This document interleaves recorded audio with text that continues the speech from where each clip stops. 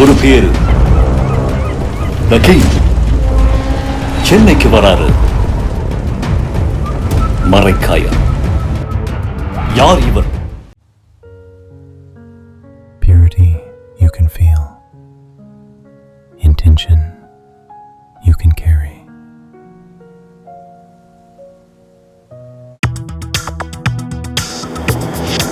Delivering smiles all around the professional careers. Reach us to reach them. பயங்கரமாக வெயில் அடிக்குதுன்ட்டு ஒரு பெரியவர் இப்படி பார்த்துட்டு இருந்தார். பார்த்துட்டு இருக்கும் பொழுது அந்த சின்ன பையன், என்ன பார்க்குறீங்க, தேடுறீங்க? உங்கள் அப்பாவை தான் தேடுறேன், அவர் இங்கே தான் இருப்பாராம, ஆளை காணோம், குளத்து பக்கத்தில், அப்பாவை காணோம் அப்படி கேட்கல. அது நிறைவு நாளில் பேசிட்டு போகிறோம், அப்போ கொடுத்தா போதும் இவங்களுக்கு. அதை வச்சு நான் சொன்னார், 5 நிமிடம் பேசியதுக்கே குளத்தூர்ல அப்பாவை தேடுறோம், அப்பா இங்கே தானே இருப்பாருன்னு சொன்னாங்க, அப்பா இல்லையேன்னு சொன்னார். உடனே எடப்பாடி பழனிசாமி உட்கார்ந்தவர் கக்கான்னு சிரிக்கிறாரு. ஆமாம், ஏன் சிரிக்கிறாரு? அவர் ரசிக்கிறாரு. அவர் ஏன் ரசிக்கிறாரு? நம்மளால செய்ய முடியலை, திமுக வாங்க முடியலை, இந்த தம்பி வந்து வாங்குன்னு வாங்குறாருல அப்படின்னு ரசித்து சிரிக்கிறாரு. வணக்கம் ஆகாயம் நண்பர்களே. சட்டப்பேரவையில் முதலமைச்சர் விஜய் பேச்சு என்ன தாக்கத்தை கொடுக்கும், என்ன விளைவுகளை ஏற்படுத்தும், இதை பற்றி பேசுவதற்காக அரசியல் விமர்சகர் திரு TSS மணி இங்கு வந்திருக்கிறார். வணக்கம் திருமணி. வணக்கம். சட்டப்பேரவையில் முதலமைச்சர் விஜய் பேசினார். பேச்சோட இறுதியில் ஒரு பாவனை காமிச்சார், இந்த மாதிரி காமிச்சார். அது சரியானா அவர் முதலமைச்சராக இருக்கும் பொழுதே காமிச்சாரா? அதாவது ஃபினிஷ்ன்னு சொல்கிறதுக்கு தானே காமிச்சார் அவர். காங்கிரஸை ஃபினிஷ் பண்ணிட்டோம்னா அப்போ அதே மாதிரி வந்து இவரும் காட்டுறாரு. இல்லை VS பாபு ஸ்டைலில் இப்படி காட்டணும்னு சொல்கிறீங்களா? தெரில. நீங்கள் காட்டினா அதுக்கு பதில் வரும், வினைனா எதிர்வினை அடிக்கும் என்பதை முதல் முறையாக இதுவரை வந்து எம்ஜிஆருக்கு பிறகு ஜெயலலிதாவுக்கு பிறகு அதை அதிமுகவால் செய்ய முடியாததையெல்லாம் இப்பொழுது வந்து விஜய் குழாம் மூலம் செய்ய முடிகிறது என்பது தான் சட்டப்பேரவையில் உள்ள நிகழ்வு. இதில் இன்னமும் சொல்லப்போனால் ஒரு குட்டி கதை சொல்லுவாங்க. பயங்கரமாக வெயில் அடிக்குதுன்ட்டு ஒரு பெரியவர் இப்படி பார்த்துட்டு இருந்தார். பார்த்துட்டு இருக்கும் பொழுது அந்த சின்ன பையன், என்ன பார்க்குறீங்க, தேடுறீங்க? உங்கள் அப்பாவை தான் தேடுறேன், அவர் இங்கே தான் இருப்பாராம, ஆளை காணோம் அந்த குட்டி கதையும் சொன்னார் அப்படின்னு சொன்னார். புரியும்படியும் புரியாம்படியும் சொல்கிறதுக்கு எங்களுக்கும் தெரியும் அப்படின்னாரு. அது மட்டும் இல்லை, இந்த மாதிரி குட்டி கதை தெரியும், சம்மந்தம் இல்லாதெல்லாம் குட்டி கதை போட தெரியும் எங்களுக்கும் அப்படின்னு சொன்னார். என்னன்னா விட்டுட்டாரா, நம்ம fill up the blanks with suitable articles நம்ம போடணுமா? குளத்து பக்கத்தில் அப்பாவை காணோம் அப்படி கேட்கல இல்லையா? அது விட்டுட்டாரே, அப்போ அதை ஃபில்லப் பண்ணிக்கலாம் போல். அதனால் நீங்கள் எதையெல்லாம் செய்கிறீர்களோ அது வந்து திருப்பி அடிக்கும் என்பது தான். இதுதான் வந்து நடந்தது. அதனால் அந்த சைகைகள், அந்த வினைக்கு எதிர்வினை, இது வந்து முக்கியம் இல்லை. 2 நாள் இன்றும் நேற்றும்னா சட்டப்பேரவையில் கடைசி 2 நாள் தான் விவாதமாக இருந்தது. அந்த விவாதத்தில் வந்து என்னன்னு சொன்னால், பொதுமக்கள் பார்வையிலிருந்து நம்ம பார்க்கும்போது நல்லா ரசிக்க முடிஞ்சிச்சு, சுவையாக இருந்தது. சட்டப்பேரவை விவாதங்கள் சுவையாக இருந்தது. ஆமாம், இதுக்கு மேலே அப்படி இருக்கலை. இதுக்கு மேலே வந்து படு சீரியஸாக இருக்கும் உங்களுக்கு. அதாவது திராவிட முன்னேற்ற கழகம் 70 ஆண்டுகள் கொண்ட கட்சி, பவள விழா நடத்தும் அளவுக்குள்ள கட்சி. நாவலர் நெடுஞ்செழியன் பேச்சு வருது நமக்கு. என்ன அப்படிப்பட்ட கட்சி, மிகவும் பயிற்சி எடுத்து வந்தவர்கள் என்று கருதப்படும் கட்சி, அதில் தேர்ந்தெடுக்கப்பட்டு வந்தவர்கள், தேர்ந்தெடுக்காமல் விட்டு போனவர்கள் திறமையாக பேசுவாங்களோ அது எனக்கு தெரியல. இப்போ தேர்ந்தெடுக்கப்பட்டு வந்தவர்கள் 57 பேர் திராவிட முன்னேற்ற கழகம். தேர்ந்தெடுக்கப்படாமல் விட்டு போனவர்கள் இருக்காங்கள, அவங்க தான் சட்டமன்றம் வந்தால் நல்லா பேசுவாங்களான்னு நமக்கு தெரியல. அதுதான் வந்து நமக்கு திமுக நல்லா பேசுவாங்களே அப்படின்னு பார்த்தா அவங்களாம் தேர்ந்தெடுக்கப்படவில்லையோ, இல்லை இன்னும் நாள் தான் பேசணும்னு சொல்லிவிட்டு இளையவருடைய சாம்ராஜ்யத்தில் கழகத்துக்குள்ளே கொடுத்துட்டாங்களா உத்தரவு, அதுவும் தெரியல. ஆனால் இங்கு வந்து பேசுகிறாங்க, ஒரு ராஜ்மோகன், ஒரு நிர்மல்குமார், ஒரு ஆதவ அர்ஜுனா, ரமேஷ் இவங்கெல்லாம் பேசுகிறாங்க. அப்போது குறிவைத்து தாக்குவதாக நினச்சிக்கிட்டு முதலமைச்சர் பேசலையே, முதலமைச்சர் பேசலையே, முதலமைச்சர் பேசலையே, முதலமைச்சர் பேசலையே என்பது தான் திமுக வந்து உள்ளேயும் வெளியையும் கிளப்பிட்டு இருந்தது. முதலமைச்சர் எத்தனை நாள் பேசினாம இன்னைக்கு தானே பதில் உரை கொடுத்தாரு. அது நிறைவு நாளில் பேசிட்டு போகிறோம், அப்போ கொடுத்தா போதும் இவங்களுக்கு. அதை வச்சு நான் சொன்னார், 5 நிமிடம் பேசியதுக்கே குளத்தூரில் அப்படின்னார். இல்லை, அது முதலமைச்சரும் பேசினார். முதலமைச்சர் சொன்னார். அதனால் இவர்களெல்லாம் வந்து இங்கே பயிற்சி எடுப்பவர்கள்னே வச்சுக்குவோம். தாவேக்கா பக்கத்தில் உள்ள நான் சொன்ன பேச்சாளர்கள் வெளியே வந்து ஊடக சந்திப்பை நடத்தினாலும் சரி, நிர்மல்குமார்லாம் பயிற்சி எடுக்கும் நேரத்திலேயே நல்ல குடுகுடுன்னு கொடுக்காங்க, மக்களுக்கு போய் எட்டுதுங்கிற மாதிரி கொடுக்காங்க. அந்த பக்கம் பார்த்திங்கன்னா ஒரு முதியவர்கள் நல்ல முதிர்ச்சியானவங்க இருக்காங்க. அங்கே எதிர்க்கட்சி தலைவர் என்ற ஒரு இளையவருக்கு பக்கத்தில் முதிர்ச்சியான கையனர் இருக்கார். அவர் இதுவரை வந்து ஆட்சியில் அமர்ந்திருந்தாலும் சரி, எதிர்க்கட்சியாக இருந்தாலும் சரி, சட்டமன்றத்தில் மிகச்சிறப்பாக பேசினாரெல்லாம் பேர் வாங்கலை. சரிதானா? ஏவா வேலு இருக்கார், எந்திரிச்சு நிற்கார். பாப்பா பழைய வேலை பார்த்தது யாவும் வந்துட்டா என்னன்னு தெரில, உட்கார விட மாட்டான், பயணி ஏறிக்கிட்டே இருந்தான்னா. அப்போ அதே மாதிரி இங்கே பார்த்தீங்கன்னு சொன்னால் அந்த பக்கம் ஓபிஎஸ் இருக்கார். நம்ம எந்த கட்சிக்கு சார்பாக பேசணும்னு அவர் குழப்பம் வந்துருச்சான்னு நமக்கு தெரியல. இல்லை, அவர் திமுக பக்கம் தான் இருக்காரு. திமுக கட்சியில் இருக்காரு. திமுக சார்பாக உதயசூரியன் சின்னத்தில் ஜெயிச்சு வந்திருக்காரு. அவருக்கு ஞாபகம் வரணும்ல. மறந்துடுவாரா என்ன? என்னமோ தெரியல, அவருக்கு பேச அனுமதி கொடுத்தாங்களா அறிவாலையும் தெரியாதுல்ல. தீர்மானிப்பது யார்? திராவிட முன்னேற்ற கழகம் ஒரு கட்சி, அது நடத்தியது 5 ஆண்டு என்பது ஒரு ஆட்சி.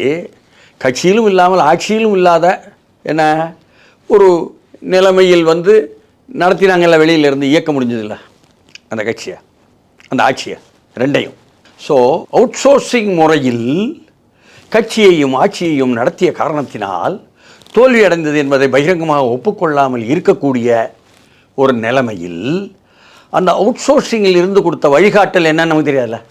அதனால சிவசங்கரன் பேசுகிறார். சிவசங்கரன் தான் முதல்ல இருந்தே பேசுகிறார். வெளியில் வந்து ஊடக சந்திப்பையும் அவர் தான் நடத்துகிறாரு, உள்ளுக்கு எந்திரிச்செல்லாம் பேசுகிறார். அவர் அட்லி கதையை சொல்லியே வந்து அதுக்கு பதில் கொடுக்குற மாதிரி கொண்டு வந்து விட்டுட்டார். இல்லை, நான் ஏன் அட்லியை சொன்னேன்னா, நான் அந்த சினிமா பார்த்தேன்னு சொன்னேன்னு சொல்லிட்டு போங்களேன். அவரை பார்த்து நம்ம ஊடகவியலாளர்கள், அப்பா சிவசங்கரன் வந்திருக்காரு சென்னைக்கு, கேட்டுருவோம். என்னண்ணே, உங்களுக்காக வேலை செஞ்சுட்டு ஓட்டு போட்டவங்களெல்லாம் வந்து அனுமதி பெற்று ஆர்ப்பாட்டம் நடத்தும் பொழுது உங்கள் ஊர் குன்னத்திலே அடிச்சு விட்டீங்கன்னு கேட்கவே இல்லை நம்ம ஊடகவியலாளர்கள், கேட்கல. புரியுதுங்களா? விசிகாவை திரு விஜயுடைய பேச்சை பொறுத்த வரைக்கும் எதிர்க்கட்சி தலைவர், மற்ற எதிர்க்கட்சி உறுப்பினர்கள் இவங்களுடைய பேச்சுக்கு பதிலடி கொடுத்தாருன்னு நினைக்கிறீங்களா? அவர் இந்த பேச்சு முழுக்க எனக்கு முக்கியமாக நிறைய குற்றச்சாட்டு இருந்தது. முக்கியமாக சட்டம் ஒழுங்கு பிரச்சனை, வன்கொடுமை, மின்சாரத்தை, இது எல்லாத்துக்கும் சரியாக பதில் சொல்லிட்டாரா? சரியான பதில் கொடுத்தாரு. எப்படின்னா, டிஜிபியை நீங்கள் நியமிக்காமையே இருந்தீங்க. ஒரு டிஜிபியை நியமிப்பதற்கு நமக்கு ஏற்ற ஆள் இருக்கா இல்லையா சொல்லுங்கள், நமக்கு ஒத்து வரணும்ல, அப்படி ஆளைத்தான் போடணும் அப்படின்னு சொல்லி போட்டு கேட்டிங்கன்னா, மேலேருந்து ஒத்து வர்ற ஆளே 1ஆம் நம்பர்லேயும் இல்லை, 2ஆம் நம்பர்லேயும் இல்லை, 3ஆம் நம்பர்லேயும் இல்லை, 4ஆம் நம்பர்லேயும் இல்லை, 6ஆம் நம்பர்லாம் இருக்கான். சரி, 6 தூக்கி முன்னே போடு. 6 தூக்கி முன்னே போடக்கூடாதுங்க. அப்படியா? அப்போ என்ன பண்ணணும்? இன்சார்ஜ் டிஜிபி போடுங்கன்னு போட்டாங்க. அவர் என்ன பண்ணினாரு, என்ன தூக்கி போட்டாங்களேன்னு உட்காந்துருந்தவர் தலையீடு வருதேனே, எனக்கு உடம்பு சரியில்லை, மருத்துவமனைக்கு போகிறேன்ட்டார். சரிதானா? சரி, அதற்கு பிறகு நீதிமன்றத்துக்கு போய் விவகாரம், அதற்கு பிறகு யூபிஎஸ்சியிலிருந்து வந்து கேட்டு அதுக்கப்புறம் எழுதி போடுனா, அப்பவும் கடைசி வர முடியாது, அடம் பிடிச்சி நாங்கள் போட மாட்டோம் அப்படின்னு டிஜிபியே போடாமல் இருந்தால், இந்த நாட்டில் ஒரு சட்டம் ஒழுங்கை கட்டுப்படுத்துவதற்கும் வழிகாட்டல் கொடுப்பதற்கும் கமாண்டிங் கட்டளையாக செய்வதற்கும் ஒரு கட்டளை தலைவன் வேணுமே. நம்ம வந்து ஈழத்தில் போராளிகள் மத்தியிலிருந்து கட்டளை தலைவனை கற்றுக்கிட்டவங்க தமிழ்நாட்டு இளைஞர்கள் வந்து சாதாரணம் இல்லை. அப்போ கட்டளை தலைவன் வேணும் சட்டம் ஒழுங்கை பாதுகாக்க. ஒழுங்கு விஷயத்தில் மிகவும் கட்டுப்பாடானது என்று போராளி அமைப்புகள் பெயர் வாங்கினது தான் ஈழம். அதனுடைய எதிரொலியாக, அதனுடைய தாக்கமாக தமிழ்நாட்டு இளைஞர்கள் மத்தியில் விவரம் தெரியுமே. அப்போது சட்ட ஒழுங்கை காப்பாற்றுவது காவல்துறை என்றால் காவல்துறைக்கு தலைமை என்பது அப்படி இருக்கணுமே. அப்படி ஒரு தலைமையை போடாமல் இவங்க வந்த பிறகு தான் அப்படி போட வேண்டிய நிலை வந்துச்சா? அதுதான் முதல் அடிப்படையும் ஒரு அடித்தளமான நம்பிக்கையை ஊட்டுவதும் சட்ட ஒழுங்கை கட்டுப்படுத்த முடியும்னு ஒன்று. ஆனால் முழுக்க கட்டுப்படுத்த முடியல இன்னும். ஆமாம், 40 நாளில் எல்லாத்தையும் கிழிச்சிருவாங்க, ஒன்றும் முடியாது.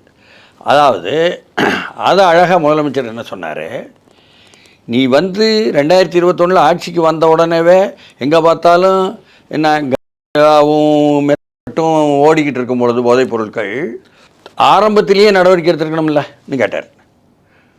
நடவடிக்கை எடுத்தாங்களே, அதுதான் அவருக்கு தெரில. கஞ்சாவும் பட்டும் தமிழ்நாடெங்கும் சுற்றி பரவி எல்லா கல்லூரி வளாகங்களுக்கும் சரி, எல்லா பள்ளிக்கூட வளாகங்களுக்கும் சரி, எல்லா இடத்திலும் சரி, கடைசி கிராமம் வரை எப்படி செல்ல முடியும்? அதை கட்டுப்படுத்த வேண்டிய துறை துரையா மாறி, வல்லினரையனாக்கு பதில் வெள்ளினரையனா மாறி, துரையா மாறி கமிஷன் கொடு கமிஷன் கொடு கமிஷன் கொடு என்று வாங்கினால்தான் கட்டுப்படுத்த முடியாமல் அனுமதித்தேன்னு அர்த்தம். அதற்கு தகுந்தாற்போல் கடைசி 2 ஆண்டுகளாக நீ கட்டளை தலைவனையும் ஏற்பாடு செய்யாவிட்டால் என்ன நடக்கும்?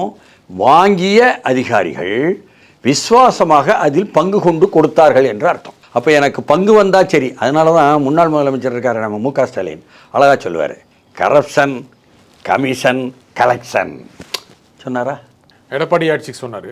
எடப்பாடி ஆட்சியை சொல்லட்டும். அதற்கு பிறகு அவர் ஆட்சியிலையும் அந்த கரப்ஷன் கமிஷன் கலெக்ஷன் தான் நடந்ததுன்னு எடப்பாடியார் சொல்லிட்டாரு. அவர் அதே சொன்னார். ஆமாம், 2 பேரும் ஒருத்தர் அதான் சொல்கிறார். ஆனால் இந்த மேற்பட்டு கமிஷன் கரப்ஷன் கலெக்ஷன் என்பதாக பொருத்தி பார்க்கணும். அதனால தான் நாங்கள் டிஜிபி போடல என்பதை வெளிப்படையாக ஒப்புக்கொள்வார்களா? அரசியல் இந்த கணக்கு வழக்கு பார்க்க மாட்டார்களா மக்கள்? இப்பொழுது மக்களுடைய அரசியல், மக்கள் அரசியலை கையில் எடுத்துட்டாங்க. இல்லை நாங்கள் 1000 ரூபா தரேன். 1000 ரூபா தரையா? சந்தேகமாக இருக்க. இல்லை 2000 ரூபா தரேன். 2000 ரூபா தரையா? ரொம்ப சந்தேகமாக இருக்க. இல்லை 5000 ரூபா தரேன். 5000 ரூபாய்னு நீ எங்கேயோ களவான்ருக்க. இல்லை நாங்கள் 10,000 ரூபா தரேன். நீ எங்கிட்ட தான் களவான்ருக்க. உங்கள்கிட்ட காசை வாங்கிக்கிடுறோம், உனக்கு போட மாட்டோம் சொல்லிட்டானா? அப்போ இந்த கரப்ஷன் கலெக்ஷன் என்ன கமிஷன் என்பது யார் என்று புரிந்து கொண்டு விட்டார்கள். புள்ளி விவரம் வேண்டுமானால் ஒரு மாண்புமிகு முதலமைச்சர் விஜயோ அல்லது மாண்புமிகு அமைச்சர் நிர்மல்குமாரோ ஒவ்வொருத்தரும் கொடுப்பாங்க. வந்துட போகுது மின் வாரியத்தில் என்ன வெள்ளை அறிக்கைன்னு சொன்னால் அதில் வந்துடும் குறிப்பாக, இல்லையா? இப்படி ஒவ்வொன்றிலையும் வந்துடும். இப்போவே என்ன சொல்கிறேன், வெளியே வந்து இந்த ஒப்பந்தக்காரர்களெல்லாம் என்ன சொல்கிறாங்க, இந்த தனியார் பள்ளி உரிமையாளர்லாம் என்ன சொல்கிறாங்க, ஐயா நாங்கள் தனியார் பள்ளி நடத்திக்கிட்டு தான் இருந்தோம். அது மக்களுக்கு நிறைய பேர் புரியலை. ஒவ்வொரு முறையும் அதை வந்து புதுப்பிக்கணும். புதுப்பிக்கும் பொழுது தரமெல்லாம் சரியாக இருக்கான்னு பார்த்து புதுப்பிக்கிறது தான் வேலை. தரமெல்லாம் சரியாக இருக்கா? சரியாக எவ்வளவு இருக்குது? எவ்வளவு சரியாக இருக்குது? சரியாக எவ்வளவு இருக்குது? எவ்வளவு சரியாக இருக்குது? பார்த்து புதுப்பிச்சுட்டு இருந்தாங்கன்னு சொல்லிவிட்டாங்க, இல்லையா? அப்போ அதை நிறுத்தி விட்டாங்க அப்படின்னு வெளியே வந்து அவங்களே சொல்கிறாங்க. நமக்கு என்னென்னா அதெல்லாம் சரிங்க, அந்த அலுவலகம் இருக்குல்ல, அதில் அதிகாரிகள் இருக்காங்கள, அதிகாரிகள் அவங்க கோப்பு நகராது ஒரு மேசையிலிருந்து அடுத்த மேசைக்கு கொடுக்காவிட்டால் என்று இன்னும் 3 வாரம் கழிச்சு சொல்ல ஆரம்பிச்சிருவானா இல்லையா? வாய்ப்பு இருக்குங்கிறீங்க. முழுக்க இங்கே இந்த சிஸ்டம் கெட்டு போச்சுங்கன்னாரு ரஜினிகாந்த். காவல்துறையினுடைய நுரையீரல் கெட்டு போச்சுன்னாரு தலைவர் கலைஞர். அப்போது அந்த அதிகாரிகள் மட்டத்தில் அந்த கட்டுப்பாடுகள் கொண்டு வருவதற்கு என்ன செய்ய போகிறார்கள் என்பது மாபெரும் சவால் இவர்களுக்கும். இவர் சொல்லலாம், அமைச்சர்கள் எதுவும் வாங்காதீங்க, சட்டமன்ற உறுப்பினர்கள் எதுவும் வாங்காதீங்க, உங்களுக்கு தான் வந்து சம்பளம் இருக்குல்ல, அரசாங்கத்தினுடைய வாகனங்களை அதிகமான பெட்ரோல்லாம் பயன்படுத்தாதீங்க, சிக்கனப்படுத்துங்க, உங்கள் வீட்டுக்காரை யூஸ் பண்ணிக்கிடுங்க, சம்பளம் வாங்குறீங்கள அதில் பெட்ரோல் போட்டுக்கிறேங்க, இப்படிலாம் சொல்கிறாருன்னு வருது. இல்லை என்கிட்ட கார் இல்லைன்னா யூஸ்டு கார் தாரேன், ஒன்று சம்பளத்தில் இருந்து பெட்ரோல் போட்டுக்கோ என்று சொல்வது வகை வருது. இருக்கட்டும், எது எப்படி இருந்தாலும் இவர்கள் வாங்கவில்லையே தவிர அவர்கள் வாங்குவதை நிறுத்துவது என்பதற்கு என்ன வழி ஒரு பக்கம். இன்னொரு பக்கத்தில் இந்த இவர்கள் வந்து ஒப்பந்தக்காரர்கள் சொல்கிறாங்க, எங்களுக்கு ஒப்பந்தமெல்லாம் இனிமேல் காசு வாங்கிட்டு கிடையாது என்று. ஒப்பந்தக்காரர்கள் பிரச்சனையிலேயே டெண்டர் போடும் பொழுது 100 ரூபாய்க்கு இந்த வேலையை செய்வதற்கு என்று அரசாங்கம் ஒன்று மனதில் வைத்திருக்குமானால் அதில் 80 ரூபாய்க்கு நான் போட்டு தருகிறேன், அந்த சாலையை 70 ரூபாய்க்கு போட்டு தருகிறேன், 62 ரூபாய்க்கு போட்டு தருகிறேன், குறைஞ்சி அவன் கேட்கானோ அவனுக்கு தான் ஒப்பந்தம் கொடுப்பதுன்னு கொடுப்பாங்களா? இதில் அதிகமாக குறைச்சி கொடுக்குறாங்கன்னு ஏமாந்திராதீங்க ஆட்சியாளர்களே, புதிய ஆட்சியாளர்களே. நீங்கள் அதிகமாக குறைச்சி கேட்குறவன் அது தவிர வெளியே வந்து நான் ஜிஎஸ்டியும் கட்டணும், அதனால் எனக்கும் லாபம் எடுக்கணும், அதனால் பழைய பாணியிலேயே 35 விழுக்காடு வந்து பார்ட்டி ஃபண்டு, குடும்ப ஃபண்டு கொடுத்த போது எப்படியோ அந்த மாதிரி தரங்கட்ட முறையில் கட்டிடுவேன். உதாரணம் வேணுமா? 2024ஆம் ஆண்டு தென்பெண்ணை ஆற்றையில் ஒட்டி என்ன 16 கோடி ரூபாய்க்கு போட்ட மேம்பாலத்தை போய் பார்க்க வர்றாரு ஏவா வேலு. அவர் கண் முன்னாள் நமக்கு இன்னும் வந்துட்டு மேம்பலமே சரிதானா, வெள்ளம் அதிகமாக வந்தால் அப்படித்தான்ட்டு, அள்ளி எடுத்தால் அதிகம்தான் அப்படித்தான் என்று சொல்லலை. அதனால் ஊழல் என்பது வந்து பல்வேறு வகையில் பல்வேறு ஆழமாக இருக்குது. அது பெரிய சவால். இவ்வளோ ஆண்டு காலமாக அதை வந்து நல்லா பேணி பாதுகாத்துருக்காங்க.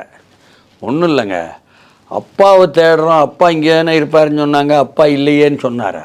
உடனே எடப்பாடி பழனிசாமி உட்கார்ந்தவர் கக்க கக்கான்னு சிரிக்கிறாரு. ஆமாம், ஏன் சிரிக்கிறார் அவர்? அவர் ரசிக்கிறாரு. அவர் ஏன் ரசிக்கிறாரு? நம்மளால் செய்ய முடியலை, திமுக வாங்க முடியலை, இந்த தம்பி வந்து வாங்கன்னு வாங்குறாப்புல அப்படின்னு ரசித்து சிரிக்கிறாரு. அது நல்ல ஒரு அடையாளம் தான். என்ன நல்ல அடையாளம் அதில்? அவர் இதுவரை எதிராக பேசிக்கிட்டு முதலமைச்சராக ஆக்கலாம் என்று திமுகலேருந்து சொன்னாங்க, ஆர்எஸ்எஸ்லேருந்து திமுகட்ட சொல்ல சொன்னாங்க.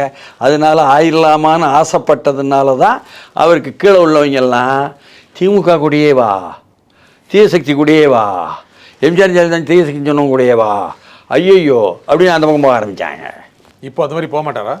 இனிமேல் அவரை தானாகவே என்ன விகே சசிகலாவும் இப்படி தான் சொல்கிறாங்க, அது மாதிரி நாம் வந்து திமுக தான் எதிர்க்கப்படணும், இந்த ஆட்சிக்கு 5 ஆண்டுங்களும் உங்களுக்கு நிபந்தனையற்ற ஆதரவு தரோன்னு சொல்லிட்டா தானாகவே அவர் நினைக்கிறது பல விஷயம் நடந்துறேன்.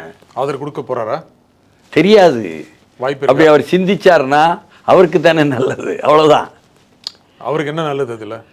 அவர் கட்சியிலேருந்து எல்லாரும் போய்கிட்டே இருக்கிறது என்பதை வந்து தடுக்கலாம். அவர் வளருவாரா அதில்? அது அவர்கிட்ட தான் கேட்கணும், என்ன நிலை எடுக்க போகிறாரு என்பது. ஒரு ஆதரவு கொடுத்தாருன்னா வளருவாரா? யார் கொடுத்தாலும் ஒரு ஆட்சியிலிருந்து நேரடியாக மோதலில் இல்லாத பொழுது அவர்கள் பல விஷயங்களை வந்து சாதிச்சுக்கிட முடியும்ல, சட்டமன்றத்திற்குள் ஆக்கப்பூர்வமான விஷயங்களை. அதனால் இதில் வந்து தாவேக்காவில் இருக்கிற அளவுக்கு, அதாவது விஜய் பேசுகிறார் இன்றைக்கி, அவருடைய உரை என்பதில் வந்து பிடித்து கிழின்னு கிழிக்கிறாரு. அதற்கு என்ன முன்னால் நேற்றெல்லாம் வந்து அவரும் ராஜ்மோகனும் இவர் நிர்மலும் யாதவ் அர்ஜுனாவும் அவங்களும் முடிஞ்ச அளவு எல்லாமே பேசுகிறாங்க. கொஞ்சம் தங்களை காட்டிக்கொள்ளணும் கூட பேசுவாங்க, அதில் யாராவது எல்லாம் நடக்கும். நடந்தாலும் இந்த பக்கம் உதயநிதி எந்திரிச்சு பேசுகிறாரு. அப்போ யார் உடன் பேசுவது என்பதில் நான் சொன்ன அந்த மூத்தவர்கள் உட்கார்ந்துருக்காங்களே தவிர அவர்கள் இல்லை. அப்போ 70 ஆண்டு திராவிட முன்னேற்ற கழகம், பவள விழா கொண்டாடிய திராவிட முன்னேற்ற கழகம் தன்னுடைய சட்டமன்ற உறுப்பினர்களுக்கு பயிற்சி கொடுத்து அவர்கள் யார் யாரை முன்னணி படைவரிசை என்று நிறுத்துவதில் தவறிவிட்டதா, அல்லது தோல்வியில் நொந்து விட்டதா, அல்லது இப்பொழுது புழுங்கி கொண்டிருக்கிறார்களா, அல்லது யார் யாருக்கு கைது வருமோ என்று எதிர்பார்த்து கொண்டிருக்கிறாரா? வெளியே வந்து ஊடக சந்திப்பில் சொல்கிறாருங்க நிர்மல்குமார், இந்த ஆளுநர் நாங்கள் அனிதா ராதாகிருஷ்ணன் மீதும் செந்தில் பாலாஜி மீதும் கொடுத்த வழக்குகளுக்கு அனுமதி கொடுங்கள் என்று கேட்டால் அனுமதி கொடுக்கவில்லை. என்ன எனக்கும் இவங்களுக்குள்ள என்ன கூட்டு? மேலேன்னு சொன்னால் பாஜக சொன்னால் தானே கேட்பாங்க ஆளுநர். அப்போ ஏன் இவங்களுக்கு மட்டும் செய்யலை? என்ன நடந்தது அவர்களுக்குள்ள கேட்டுவிட்டார் நிர்மல்குமார் வெளியே வந்து இன்றைக்கி ஊடக சந்திப்பில். அப்போ அம்பலமாவது யார்? பாஜக வேண்டிய கூட்டு என்பதாக. அம்பலமாவது சட்டமன்றத்துக்கு உள்ளேயும் வெளியேயும் திராவிட முன்னேற்ற கழகம்தான் என்பதும், அங்கே மீண்டும் மீண்டும் புதிதாக வந்தாலும் என்ன மக்கள் மத்தியில், பொதுமக்கள் மத்தியில் அது நேரலை வருவதனால் எடுபடுவது விஜயினுடைய கட்சியும் ஆட்சியும் தான் என்பதாக ஆகுது. அது மட்டும் இல்லை, உண்மையாகவே இந்த 2 நாளில் யாருடைய ஆளுமை அங்கே இருந்ததுன்னு சொன்னால் பேரவைத் தலைவர் ஜேசிடி பிரபாகரன்.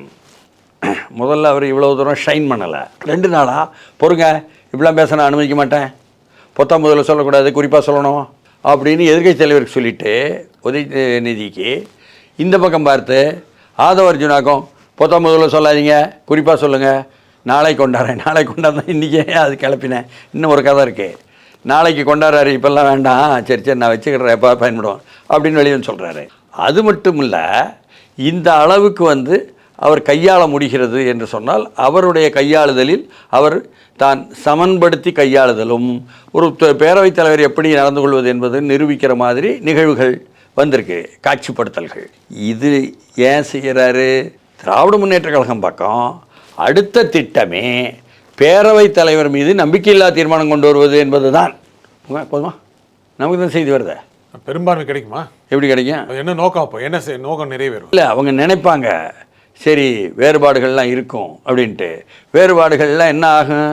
சௌமியா அன்புமணி வந்து புகழ்ந்து பேசிட்டாங்க, பிரேமலதாவும் எதிர்த்து பேசலை.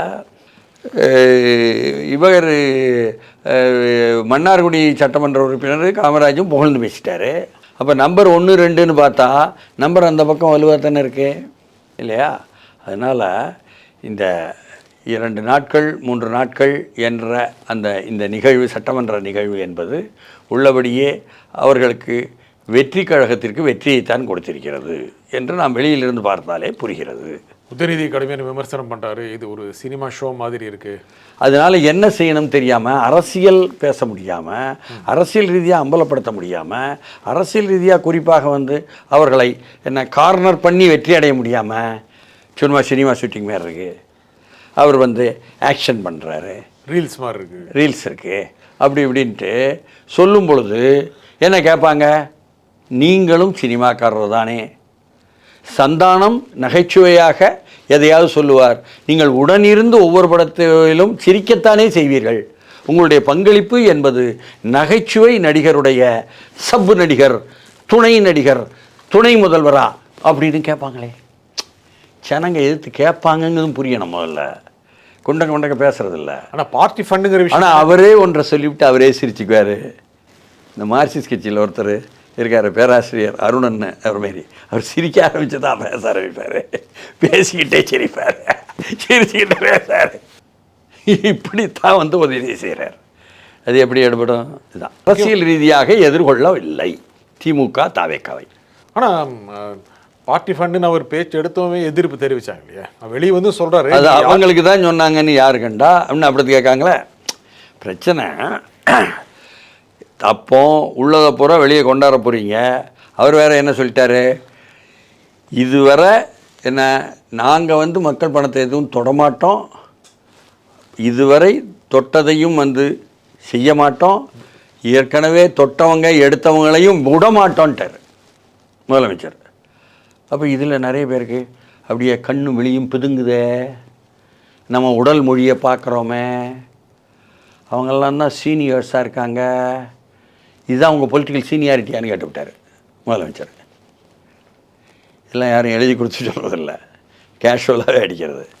அதனால் அமைதியாக அவர் இருந்தார் என்பதனால நோண்டி நோண்டி நோண்டி பார்த்துட்டு அப்புறம் அவர் பேச ஆரம்பிச்சோடனே பேசலாம் பேசுகிறான்னு பேசலை நேற்று பூரா இன்னைக்கு பூரா பேசுகிறான் ஈவில்னு சொல்லிட்டார். எங்களை வந்து ஈவில்னு சொல்லிட்டீங்க, இதை ஒரு டெவில் சொல்ல வேண்டான்ட்டார்.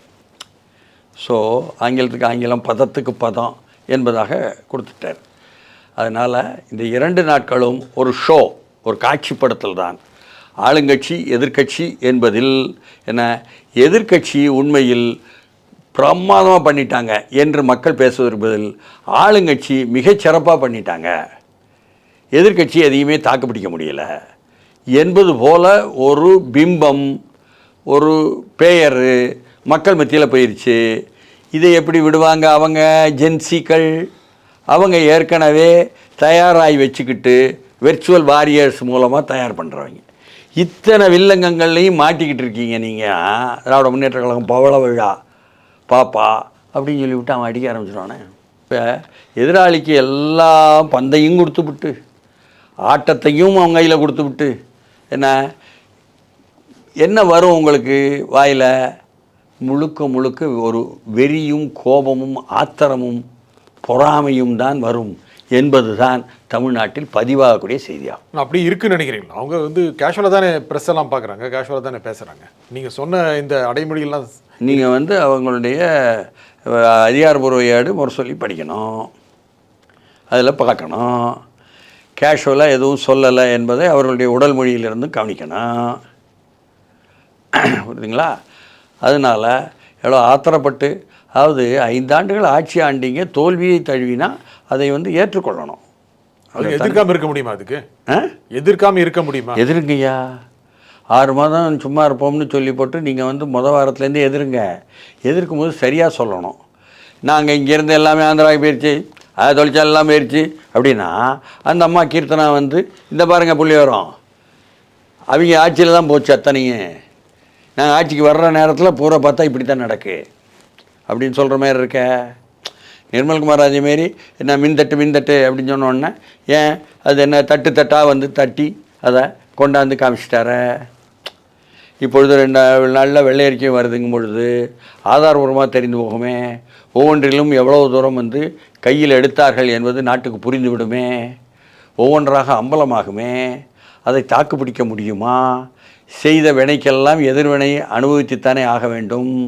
தப்பு செய்தவன் தண்டனை உள்ளாகத்தானே வேணும், உப்பு தின்னவன் தண்ணி குடிச்சுத்தானே ஆகணும் என்று ஜனங்க சொல்லுவான். இந்த நிகழ்ச்சியில் உங்கள் கருத்துக்களை புனைமைக்காக திரு மணி மிக்க நன்றி. மீண்டும் ஒரு நிகழ்ச்சி சந்திப்போம். நன்றி, வணக்கம்.